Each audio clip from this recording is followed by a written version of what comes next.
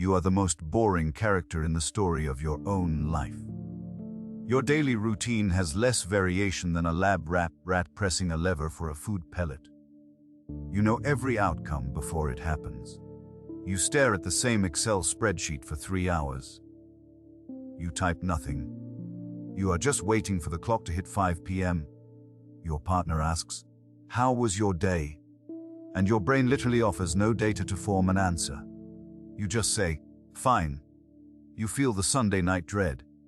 It is so physical it feels like a weight on your chest. You are counting down the hours until Monday morning. You have tried the solutions. You went to the motivational seminar. You bought the 27th self-help book on finding your passion. You downloaded the productivity app that guilt trips you. It does not work.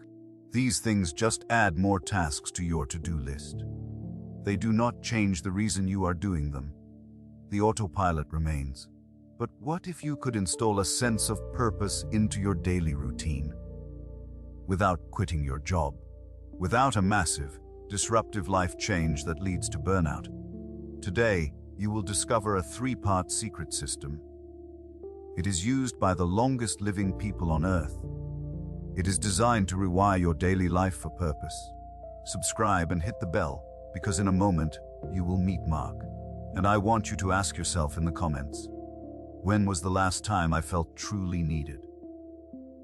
This system is called Ikigai. It comes from Okinawa, Japan, a blue zone where people live shockingly long and fulfilled lives. Ikigai is your reason for being. It is the intersection of what you love, what you are good at, what the world needs, and what you can be paid for. Most people get this wrong. They think Ikigai is about finding one grand passion or your dream job. It is not. It is about installing small, purposeful missions into the job and life you already have. It is built daily through 3 principles: the Micro-Mission Audit, the Value Vending, the Ritual Reset. To see this in action, meet Mark. Mark is 34 years old. He is a mid-level marketing manager for a cereal company. He earns $75,000 a year. He has $60,000 in student debt. He works 55 hours a week. He wants to feel engaged. He wants his work to matter. But he is trapped by his own comfortable salary and the mountain of debt. It is 11 a.m. on a Tuesday. Mark is on a weekly team Zoom call. His camera is on, but he is not present. He is muted, staring out the window at a pigeon. His boss, Brenda, says his name. "Mark, what are your thoughts on the new campaign?" Mark's mind goes completely blank. The question registers as sound, but his brain offers no response. He had been thinking about the pigeon. He looks at the grid of faces on his screen. They are waiting. After 10 seconds of dead air, he fumbles for his mouse. "Could you repeat the question?" Brenda does not sigh. It is worse. She gives a small, disappointed smile. "That's okay, let's circle back. Sarah, your thoughts?" The meeting moves on without him. An hour later, the email arrives. It is from Brenda. The subject is follow-up on Q3 engagement. She has copied the director. The email questions his recent level of engagement and contribution. It is corporate language for, "You are a ghost." The consequence is concrete. He is formally removed from the high-profile project he was leading. He loses a potential $5,000 bonus. Mark sits at his desk, the hum of his computer the only sound. His internal monologue is quiet and devastating. This is it. "I am a ghost. I am drawing a salary to occupy a chair. They would notice if my chair was empty, but not if I was." So Mark did what any reasonable, desperate person would do. He went online. He bought a $297 course called Reinventing Yourself in 90 Days. For 3 months, he forced himself to stay up until 11 p.m. after his 55-hour work weeks, filling out digital worksheets about his dream life. It was a fantasy, a beautiful, glossy, completely useless fantasy. The reinvented Mark was a public speaker, a thought leader. It had nothing to do with the man who spent his days analyzing cereal box conversion rates. The gap between that fantasy and his reality felt like a chasm he could never cross. It was just another massive, disruptive change that demanded energy he did not have. The breaking point came on a Tuesday. He found the half-printed workbook under a pile of clean laundry he'd been too tired to put away. He stared at it. All those empty boxes he was supposed to check. All that forced enthusiasm. He picked it up and threw it against his bedroom wall. The pages scattered. He didn't even have the energy to clean it up. He just went to bed. The failure was quiet and total. The turn happened by accident. A week later, exhausted on the couch, he clicked on a documentary about blue zones, places where people live the longest. The segment was on Okinawa. A 102-year-old fisherman, his hands like twisted tree roots, was mending his net. The interviewer asked him, through a translator, if he would retire. The old man laughed. A clear, bright sound. He said, "My Ikigai is to fish. But if I won the lottery, I would still fish, just maybe in a better boat." The sentence hit Mark with the force of a physical blow. It wasn't about the scale. It wasn't about reinvention. It was about the reason you do what you do, no matter what. It was about the boat you were already in. He paused the documentary. He wrote the word down. Ikigai. He spent the rest of the night researching. He learned it wasn't one grand passion. It was the intersection of 4 spheres, and the system to install it started with a single, tactical move. Principle 1, the Micro-Mission Audit. You don't need a new life. You need to find the hidden missions inside your current one. It is an audit of your daily tasks, searching not for completion, but for points of contribution, mastery, or connection. The next day, Mark opened the most boring file on his desktop, the proofreading document for a new kid's cereal called Crunchy Blast. His job was to check for typos. That was it. Soul-crushing. But he remembered the audit. His mission wasn't check for typos.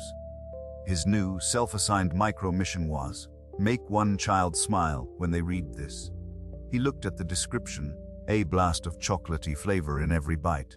It was generic. Dead. He thought of his 8-year-old niece. What would make her giggle? He deleted the line. He typed a new one. So chocolatey, it should be illegal. Don't tell your parents. He didn't ask for permission. He just added it as a suggested comment and sent the file back to the junior designer, Sarah. 2 days later, an email popped up from Sarah. The subject line, Rag Crunchy Blast Copy. He opened it. Hey Mark, that suggested line for Crunchy Blast was genius. The client loved it. They said it was the first thing that made them laugh all week. Thanks for the extra push on this.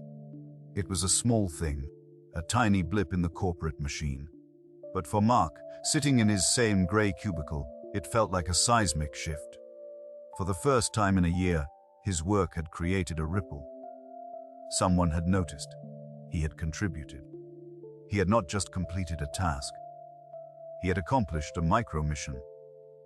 But the high from that small win was fragile. It was a single match struck in a dark room. The next week, the same old patterns tried to pull him back in. The spreadsheets were still there. The soul-crushing Monday meetings were still on the calendar. It was during one of those meetings, the same weekly sync where his mind had famously flatlined, that the second principle clicked into place. He was half listening to his boss drone on about Q3 KPIs when his eyes landed on the new intern Chloe. She was trying to take notes, but her face was a mask of pure panic. She was clearly lost, fumbling with the project management software everyone was supposed to know. A thought, clear and sharp, cut through Mark's fog. She needs help. This was the core of the second principle, the value vending. The concept was brutal in its simplicity. For years, Mark's only question was, what is this job giving me? What value am I getting? The answer was always a paycheck, and lately, it felt like it wasn't enough. The Ikigai trigger demanded a complete flip of that script. The new question was, what value can I vend? What can I give in this very moment? With the skills I already have. It wasn't about waiting for a promotion to become a mentor. It was about vending mentorship right now for free. The meeting ended. Everyone scattered back to their desks. The old Mark would have put his head down and retreated into his own world. The new Mark saw a micro-mission. He walked over to Chloe's cubicle. Hey, the software. It's a pain, right? She looked up, startled. Is it that obvious? I'm completely lost. I think I just logged the last hour under catering expenses. Mark almost smiled. Took me 3 months to figure it out. Come on. For the next 15 minutes, he showed her the 2 keystrokes that could automate half her reporting. He showed her how to filter the shared dashboard so it only showed her team's tasks. It wasn't a grand gesture. It was a tiny transfer of knowledge. The result was immediate, but not for him. 2 days later, a project landed on Chloe's desk. A simple data pull that usually took new hires half a day. She delivered it in under an hour. His boss, Sarah, was impressed. In the team-wide email praising Chloe's speed, she wrote. And a quick thanks to Mark for getting Chloe up to speed on the software so quickly. That's teamwork. The email was a small thing, a single line. But for Mark, it was a seismic shift. It wasn't just praise. It was public acknowledgement of his value. He had vended a tiny piece of his skill, and the return wasn't monetary. It was a jolt of pure, undiluted purpose. The internal sense of being needed, which had flatlined for years, spiked. He wasn't just a ghost. He was a resource. This small success became a template. He didn't try to overhaul the entire department. He just started looking for tiny opportunities to vend value. He saw a junior designer struggling with a client's vague feedback. Instead of shrugging, Mark spent 10 minutes with him, reframing the client's nonsense into 3 clear, actionable bullet points.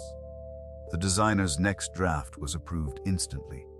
He noticed the accounting team was always confused by his department's creative budget codes. He took 20 minutes to create a 1-page cheat sheet and emailed it to them. The head of accounting, a man Mark had never spoken to, replied, "You just saved us a month of headaches." Thank you. Week 3 of practicing value vending, Mark opened his laptop and did something he hadn't done in years. He proactively scheduled a 15-minute coffee chat with a colleague from a different team, just to learn about their challenges.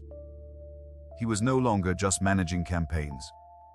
He was actively building a web of contribution. The progress was visible, but it wasn't a fairy tale.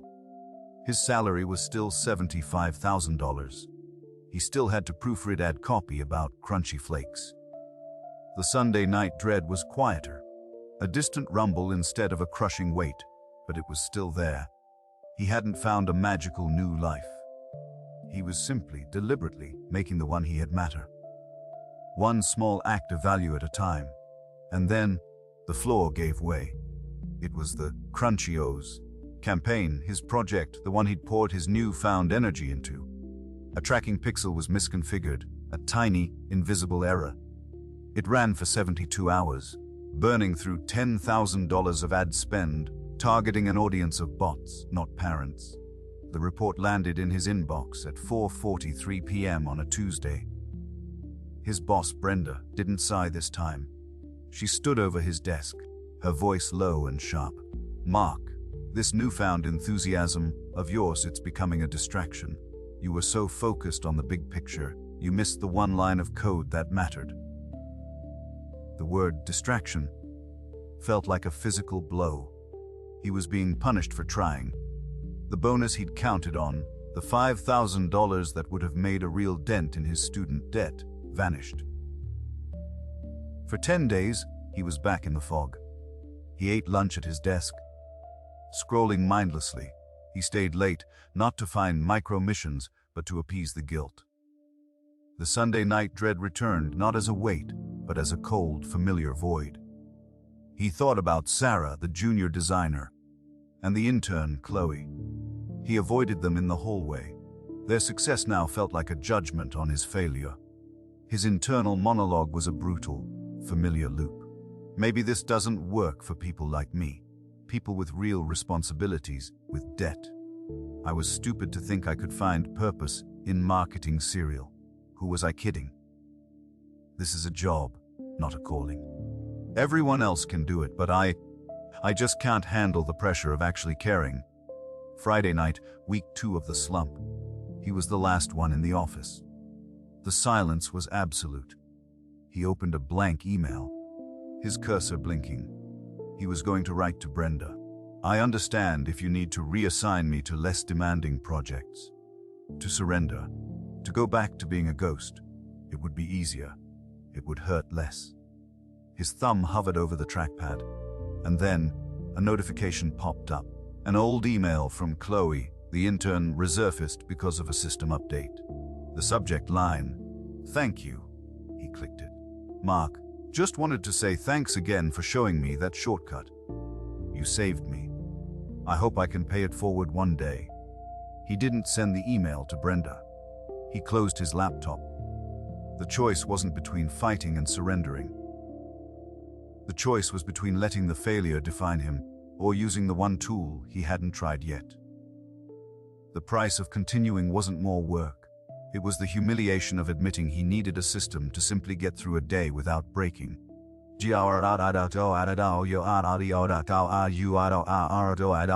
Principle 3A: the ritual reset. Purpose isn't a feeling you find. It's a discipline you build. It's a non-negotiable practice that fuels you before the world can drain you. The next morning, his alarm blared at 5:45 a.m. Every cell in his body screamed to hit snooze, to pull the covers over his head, to start the day defeated. He forced his legs over the side of the bed. He did not check his phone. The world and its problems could wait for 60 minutes. He walked to his kitchen and made a proper pour-over coffee, focusing only on the smell of the grounds and the sound of the water. He sat in his living room, the city still dark outside, and for 20 minutes, he read a book about naval history, a topic that had nothing to do with marketing. For the final 10 minutes, he opened a notebook.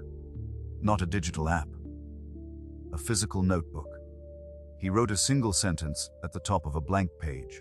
"My micro-mission today helped David untangle the analytics data he's struggling with." He didn't feel inspired. He didn't feel motivated. He felt tired, but clear. The ritual wasn't for the good days. It was for days like this. It was the anchor he had to drop himself, especially when the waters were rough, to keep from drifting back into the endless, gray sea of autopilot. The action of protecting that 1 hour for himself, before he served anyone else, was the understanding. He wasn't waiting for the world to give him a reason to get up. He was building his own. The storm had passed. Now, he had to learn how to sail in the calm, and the rough seas, and everything in between. 1 year later, the transformation wasn't a single explosion, it was a quiet accumulation. Mark was now a senior manager with a salary of $95,000 a year. He had paid down a significant chunk of his student debt.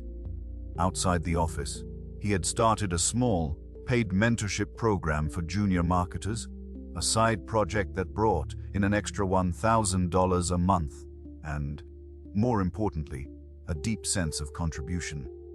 He had lost 15 pounds, not from any drastic diet, but simply because the chronic stress was gone, replaced by an energy that made him want to cook real food. He woke at 6 a.m. without an alarm. And every Sunday he and his partner explored a new park or a nearby town, a ritual that had completely erased the Sunday night dread. His life was, on paper, largely the same, but the person living it was unrecognizable. The Zoom call window glowed on his screen. The same team, the same virtual background of corporate logos. His boss was there. The director was there.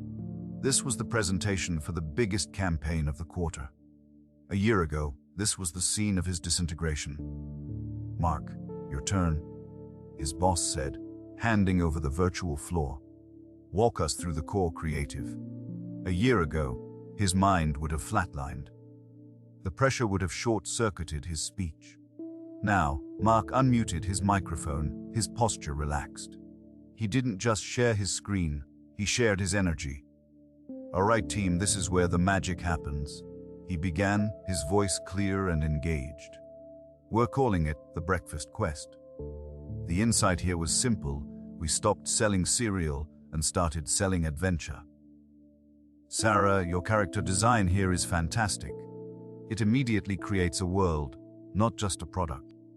David, the media plan you suggested for the digital rollout is perfect for this narrative. I want us to think about how we can extend this quest mentality into the social media engagement. What if we let the kids choose the next adventure? This campaign isn't just about them eating cereal. It's about them starting their day as a hero." He was articulate, passionate, and actively pulling his team into the vision. He was the absolute opposite of the ghost he had been. Later that day, Sarah, the junior designer he had helped a year ago, stopped by his desk. "Hey Mark, I've got to ask. A year ago, you were different. Quiet, stressed. Now, you're leading these campaigns like you were born for it. How did you do it? Was it like a life coach?" Mark smiled, shaking his head. "No life coach. No reinvention. It was way smaller than that. So what was the secret?" she pressed. "I stopped looking for one big purpose," he said. "I started building it. I audited my boring tasks for tiny ways to contribute, like helping you that one time. I forced myself to look for ways to be useful, to event value, even when I didn't feel like it. And the most important part, I built a morning ritual for me before I gave my energy to anyone else. It's not about changing your life. It's about changing your day. And that is the system. The 3-step trigger to install Ikigai. First, conduct a micro-mission audit on your daily tasks. Find one tiny point of contribution or mastery in your most boring chore. Second, practice value vending. Actively look for one person you can help or mentor with a skill you already possess. Third, protect your mindset with a ritual reset. Create a non-negotiable morning practice that fuels you before the world can drain you. Now, ask yourself these 3 questions. 1. In my most boring task today, where can I find a tiny point of contribution or mastery? 2. Who is one person I can help or mentor with a skill I already have? 3. What is one thing I can do for myself tomorrow morning before I serve anyone else? Your first step is this. Tomorrow morning, before you touch your phone, before you check your email, I want you to do one thing. Get a notebook and write down one small mission for your day. It cannot be from your to-do list. It must be something that connects to your sense of self. Maybe it's, I will notice one beautiful thing on my commute, or I will give one genuine compliment. That is your first micro-mission. Mark didn't find his passion. He built it, one brick at a time, in the same life he thought was broken. If this system helped you see a path forward, then subscribe to the channel. In our next video, we're breaking down the science behind the perfect morning ritual, and I'd love to hear from you in the comments. What is the one micro-mission you will accomplish tomorrow?